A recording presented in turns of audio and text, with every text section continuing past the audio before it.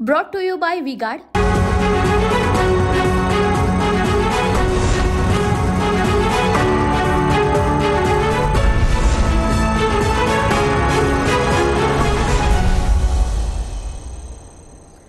नमस्कार, टीव्ही 9 मराठीमध्ये आपल्या सगळ्यांचं स्वागत. मी निखिला. महत्त्वाची बातमी, विशाल अग्रवाल सह 3 जणांना 24 मे पर्यंत पोलीस कोठडी देण्यात आली आहे. पुणे अपघात प्रकरणामध्ये सत्र न्यायालयानं पोलीस कोठडी सुनावली आहे. पुणे अपघात प्रकरणामध्ये सत्र न्यायालयानं तिघांना पोलीस कोठडी सुनावली आहे. विशाल अग्रवाल सह आणखी तिघांना 24 मे पर्यंत पोलीस कोठडी सुनावण्यात आली आहे. त्यामध्ये सांगितलं की लेखी स्वरूपात सुद्धा दिलं की जर लायसन्स नसेल, जर त्या मुलाकडे वाहन चालवण्याचं परमिट नसेल, जर तो 18 वर्षाच्या आत असेल आणि तरी दारू पिण्यासाठी जाऊ देणं, पबमध्ये जाऊ देणं आणि मग त्यांनी बेदरकारपणे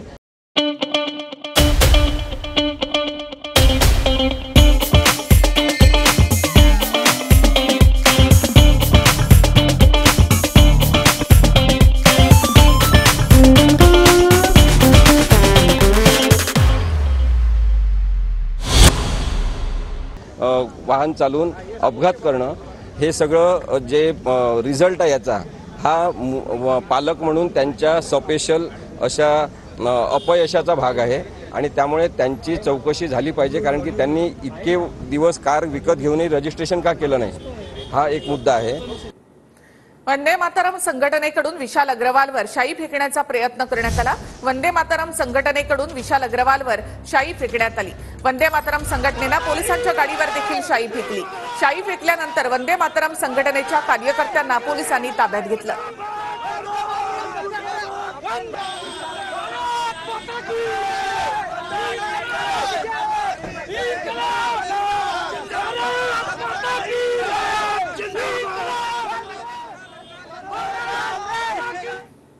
विशाल अग्रवाल याला मोक्या अंतर्गत अटक केलं पाहिजे. त्याच्यावरती आधी गुन्हे दाखल आहेत. त्याच्या मुलांनी देखिए, उनका काम है अफवाह से गर्मी बढ़ाना और हमारा काम है माहौल को ठंडा रखना. हमारा नेता कैसा हो जो माहौल को रखे ठंडा वैसा हो. अब की बार V-Guard एयर कूलर का चमत्कार. जो केळसवाना प्रकार केलेला आहे, मुलगा सांगून गेला की पार्टी करायला चाललोय, तर त्यांनी गाडी दिली अल्पवयीन मुलाला आणि त्या मुलांनी 2 निष्पाप जीवांचे बळी घेतले. त्याचं तोंड काळं करायला आलो होतो, पण पोलिसांच्या मध्यस्थीमुळे त्याचं तोंड काळं झालं नाही आणि त्याला मोक्या अंतर्गत अटक केली पाहिजे. पोलिसांनी त्याच्यावरती कठोर कारवाई केली पाहिजे, ही वंदे मातरम संघटनेची मागणी आहे. तसेच तो ज्या बारमाही दारू प्यायला बसला, त्या बारमाही त्याच्याबरोबर जे दारू प्यायला बसले ते पण आरोपी आहेत. सगळ्यांवरती निर्बंध आणले पाहिजेत, 11च्या आतमध्ये बंद झाले पाहिजेत आणि जे आणले गेले आहेत त्यांच्यावर कारवाई झाली पाहिजे. त्यांचे लायसन्स रद्द केले पाहिजेत. छत्रपती शिवरायांच्या जिजाऊंच्या पुण्यात आणि महाराष्ट्राला काळीमा फासणारी गोष्ट आहे. या लोकांवर कारवाई झाली पाहिजे. पुणे अपघात प्रकरणामध्ये बालहक्क कोर्टाने निकाल राखून ठेवला आहे. वेदांत अग्रवालवर प्रौढ समजून कारवाई होणार का? थोड्याच वेळामध्ये याचा फैसला होईल. दोन्ही बाजूंचा युक्तिवाद पूर्ण झाला असून थोड्याच वेळामध्ये याचा फैसला होणार आहे. आरोपी वेदांत अग्रवालचे वकील प्रशांत पाटील आता न्यायालयामध्ये दाखल झाले. पहिल्या एफआयआर मध्ये कलम 304 न लावता फक्त 304 अ लावलं असा आरोप रवींद्र धंगेकर यांनी केलाय. पहिला एफआयआर ची कॉपी शेअर करत आमदार धंगेकर यांनी हा सवाल केला आहे. भाइयों बहनों, उनके राज में पावर रहे अनस्टेबल और हम रखे सब स्मूथ और स्टेबल. हमारा नेता कैसा हो जो स्टेबल पावर दे वैसा हो. अब की बार V-Guard AC स्टेबलाइजर का चमत्कार.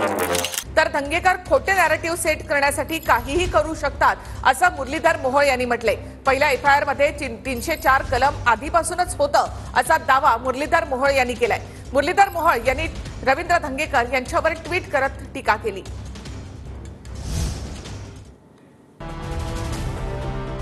कलम 304 लावण्यावरून दावे प्रतिदावे. आमदार रवींद्र धंगेकर यांचा ट्विट. पुणे अपघात प्रकरणात पहिल्या एफआयआर मध्ये कलम 304 न लावता फक्त 304 अ कलम लावलं. यासाठी कुठला आर्थिक व्यवहार झाला आहे का? गुन्ह्याचं गांभीर्य कमी होण्यासाठी ही पळवाट आहे का? पुणेकरांनी प्रकरणामध्ये आवाज उठवल्यानंतर 304 सोबत 304 हे कलम लावण्यात आलं. राज्याच्या गृहमंत्र्यांना पहिली एफआयआर कॉपी बदलल्याबाबत माहिती नव्हती का, असे सवाल रवींद्र धंगेकर यांनी केले. तर मुरलीधर मोहोळ माजी महापौर यांचं ट्विट. लोक तुम्हाला नाकारतात कारण तुमचा अभ्यास कच्चा. खोटे नॅरेटिव्ह सेट करण्यासाठी तुम्ही काहीही करू शकता. पोलीस ठाणे स्तरावर एफआयआर घेतला जातो. उनका बैकअप सिर्फ कल तक और हमारा चांद तक. हमारा नेता कैसा हो जो नॉन स्टॉप बैकअप दे वैसा हो. अब की बात वी गॉट इन्वर्टर बैटरी का चमत्कार. त्यातील कलम योग्य आहेत की नाही हे वरिष्ठ अधिकारी तपासतात. फडणवीसांनी देखील हे सांगितलं की कलम 304 पहिल्यापासून लावला आहे. पुणे अपघात प्रकरणामध्ये पहिल्या एफआयआर मध्ये कलम 304 न लावता फक्त 304 हे कलम लावलं. यासाठी कुठला आर्थिक व्यवहार झाला आहे का? पहिल्या एफआयआरची कॉपी शेअर करत आमदार रवींद्र धंगेकरांनी हा सवाल केला.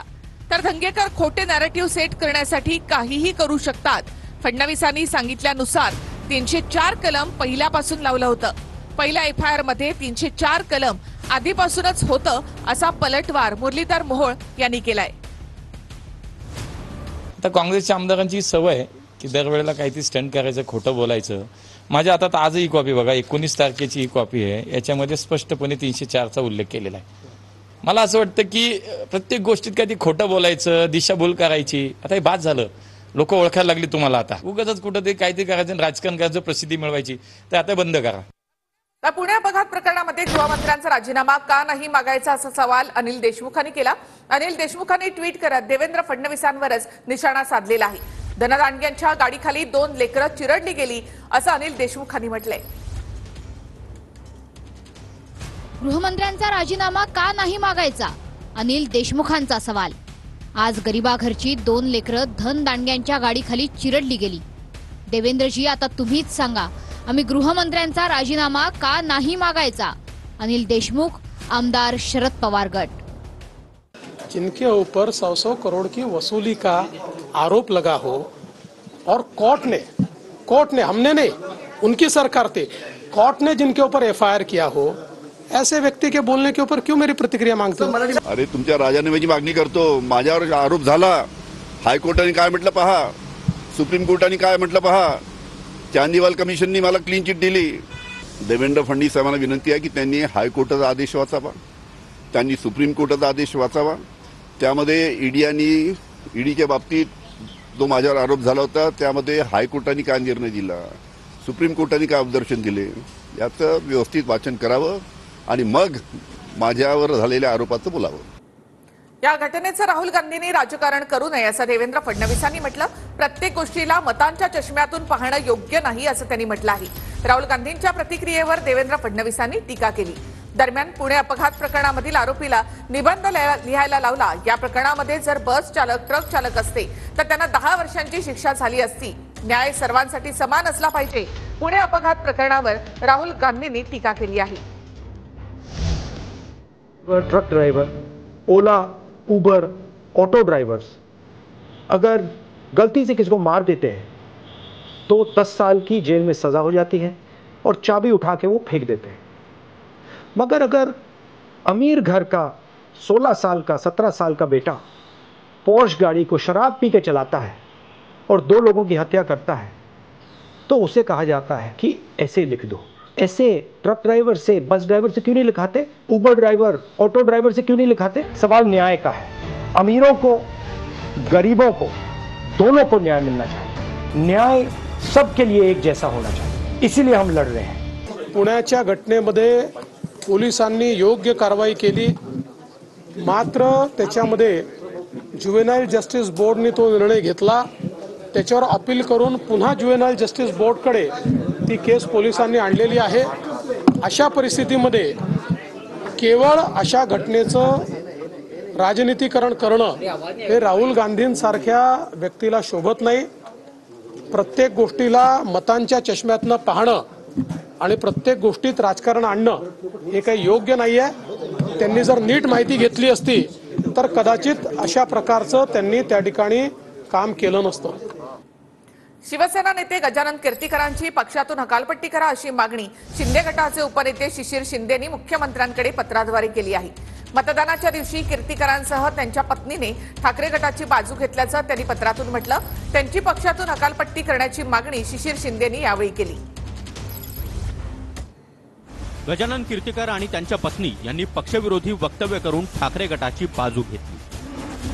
मतदानाच्या दिवशी गजानन कीर्तीकरांच्या पत्नीनं मुख्यमंत्र्यांचा एकेरी उल्लेख केला. गजानन कीर्तीकरांचा खासदार निधी अमोल यांनी प्रचारासाठी आणि विकास कामांसाठी वापरला. अमोल हे गजानन कीर्तीकर यांच्या कार्यालयातून कारभार करत होते, त्यामुळे ठाकरे गटाला फायदा झाला. गजानन कीर्तीकरांचे उद्योग पक्षाला बदनाम करत आहेत. गजानन कीर्तीकरांना मातोश्रीवर लोटांगण घालण्याची घाई झाली आहे. मातोश्रीचे लाचारश्री होणाऱ्यांना पक्षातून त्वरित बाहेरचा रस्ता दाखवा. गजानन कीर्तीकरांची पक्षातून त्वरित हकालपट्टी करावी आणि त्यांना निरोपाचा नारळ द्यावा. गजाभाऊंनी काल जे काही प्रकारची वक्तव्य केली ही एक शिवसैनिक म्हणून मला चीड आणणारी वाटली, मला चीड आली. आणि दुसरं असं शिवसैनिकांच्या मनात संभ्रम निर्माण करणारी ही वक्तव्य आहेत, शिवसैनिकांचं मनोधैर्य खच्ची करणारी ही वक्तव्य आहेत अशी माझी भावना झाली आणि म्हणूनच त्याचा उद्रेक या पत्रातून झालेला आहे. वडिलांच्या भावना असतात त्या भावनाबरोबर गजाभाऊ बोलले असतील, पण हे सगळं पक्षाच्या मुळावर येऊ नये एवढीच माझी इच्छा आहे. मला काय मातोश्रीकडून काय मिळवायचं आयुष्यात आणि एकनाथ शिंदेकडून काय मिळवायचं असं काही नाही राहिलेलं, पण विचारपूर्वक सोडलेली आहे. हा पक्षांतर्गत विषय आहे, हा चव्हाट्यावरती मांडायचा नसतो. या संघटनेला बळकटी, संघटना निवडणुकीला सक्षम होईल अशा पद्धतीचं काम येणाऱ्या काळात मी करून त्यांना पूर्णपणे भक्कमपणे साथ देणार. शिवसेनेची उमेदवारी मिळाल्यानंतर ऐनवेळी अर्ज मागे घेऊन अमोल कीर्तीकर यांना बिनविरोध खासदार करण्याचा गजानन कीर्तीकरांचा कट होता. भाजप आमदार प्रवीण दरेकर यांनी हा गंभीर आरोप केला आहे. तर प्रवीण दरेकरांचा हा गंभीर आरोप आहे. भाजप आमदार प्रवीण दरेकरांनी गजानन कीर्तीकरांवर हा गंभीर आरोप केला. शिवसेनेची उमेदवारी मिळाल्यानंतर ऐनवेळी अर्ज मागे घ्यायचा आणि अमोल कीर्तीकर यांना बिनविरोध खासदार करण्याचा कट होता असा थेट गंभीर आरोप दरेकरांनी कीर्तीकर यांच्यावर केलेला आहे. शिशिर शिंदे यांनी आजच मुख्यमंत्र्यांना पत्र लिहून गजानन कीर्तीकर यांना पक्षातून काढावं अशी मागणी केली आहे. त्यानंतर प्रवीण दरेकरांचा हा गंभीर आरोप. एकनाथ शिंदेकडून उमेदवारी मिळवायची, अमोल कीर्तीकर समोर गजानन कीर्तीकर उमेदवार राहतील, दुसरा कोणी उमेदवार नसेल आणि विड्रॉवलच्या वेळेला गजानन कीर्तीकर फॉर्म विड्रॉ करणार आणि बिनविरोध आपल्या मुलाला त्या ठिकाणी खासदार म्हणून निवडून आणायचं अशा प्रकारचा पूर्वनियोजित कट होता असा माझा स्पष्ट आरोप आहे. एकनाथरावजी शिंदे यांनी गजानन कीर्तीकरांच्या ज्येष्ठत्वाचा मान राखला की एक वरिष्ठ नेते आहेत, त्या दृष्टीनं त्यांना वागणूक दिली. परंतु त्या ठिकाणी कीर्तीकरांचा उद्देशच त्या ठिकाणी संशयातीत होता आणि तो आता त्या ठिकाणी हळूहळू स्पष्टपणे बाहेर येताना दिसतो. तर गजानन कीर्तीकर यांचा अमोल कीर्तीकर यांना बिनविरोध करण्याचा डाव होता असा थेट आरोप प्रवीण दरेकरांनी केलेला आहे. अमोल कीर्तीकरांना बिनविरोध करण्याचा गजानन कीर्तीकरांचा कट होता असा आरोप या ठिकाणी प्रवीण दरेकर यांनी केलेला आहे. तर शिंदेकडनं उमेदवारी घ्यायची आणि त्यानंतर ऐनवेळी ही उमेदवारी मागे घ्यायची असा कट होता असा थेट आरोप दरेकरांनी केला आहे. आणखी एक महत्त्वाची बातमी आपण पाहूयात. गजानन कीर्तीकर यांच्यावर पक्षांतर्गत कारवाईची शक्यता असल्याची माहिती सूत्रांकडून मिळते. आज शिशिर शिंदे यांनी या संदर्भात मुख्यमंत्र्यांना पत्र दिलं होतं आणि त्याचबरोबर प्रवीण दरेकरांचा गंभीर आरोप आणि त्यानंतर आता गजानन कीर्तीकर यांच्यावर पक्षांतर्गत कारवाईची शक्यता असल्याची सूत्रांची माहिती आहे.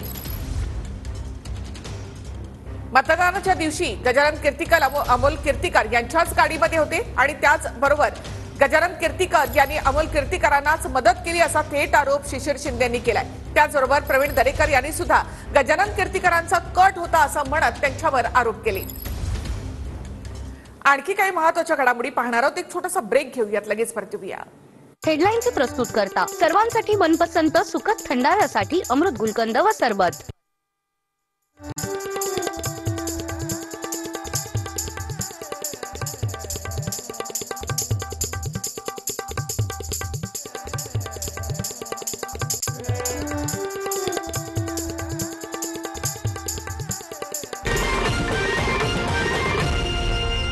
Brought to you by V-Guard,